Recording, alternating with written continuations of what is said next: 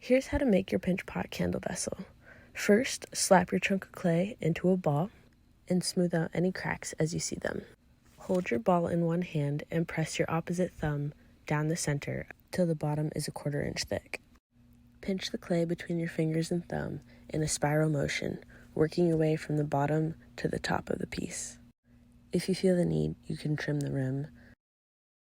You can smooth the rough edges with your sponge or with your fingers like I'm doing here. Here I'm adding some texture with the back of my paintbrush and tapping the piece so we have a nice flat bottom.